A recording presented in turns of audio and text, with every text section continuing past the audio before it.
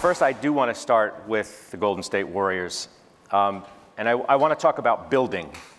Andrew said you were the architect of many of those championship teams. You're a builder in that role. And I want to know, outside of having Steph and Clay and Draymond, and then even for a time, KD, why those teams won, beyond the talent. What was the intangible that worked? So I never do this. Last time I looked at these things was in 2022 at the parade. But I got my trusty Ziploc bag. Those are not real rings. These are the real rings. This is why you get in sports, okay? This is what billionaires buy teams to do to win. We don't have like cameras here, huh? This is why you can also never wear these, because they're so obnoxious. Like, what if I was at a party and I say, hey, here, Rick, you got some of these, right? I'm not joking. Like, you can't wear these. They're obnoxious. So if you can't fit them on. At the parade, I took them out. But here, I'm gonna answer your question. We should pass these around the room too. These are. Just throw the Ziploc around. Yeah, I can't get it. Yeah, it says Daddy. This is my Ziploc bag that goes in the safe. But I'll tell you what's different about all of them? If I look at them, the earliest one was 15. My story about that would be a young team, Scott, that didn't know how good it was. Nobody knew how good it was. A coach that had won before in Steve Kerr. And when we got down to that time, it's almost like climbing Mount Everest. It doesn't count unless you reach the summit. Sports is kind of the same way. A lot of people get 10 feet away. Maybe they get 500 feet away. But in our society, in our profession, you have to summit.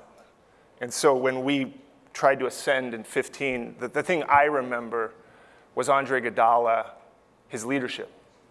Having been like an elder statesman for our team, he wasn't our best player. He did win Finals MVP, and if I had more time, I'd tell that story. But I remember Andre Iguodala. Obviously, Steph was great. All these guys were great. But I remember Iguodala's leadership, because people forget Curry, Clay, Draymond were very young then.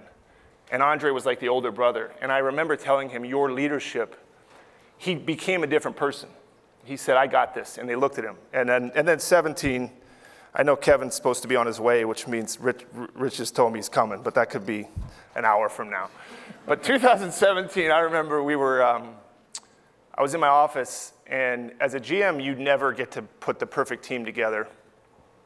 It's your dream to kind of look at the board and go, if we could ever get that guy, and we actually got that guy. And I remember saying to somebody, if we could get Durant, they don't even need me here. I'll just go to Hawaii all season long. And that year was the most, there was stress because we had to win.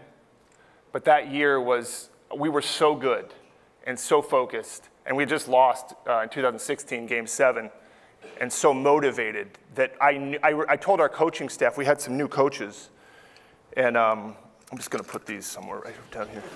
We had some new coaches, and I remember at the coaches retreat, I said, we're going to win the championship this year.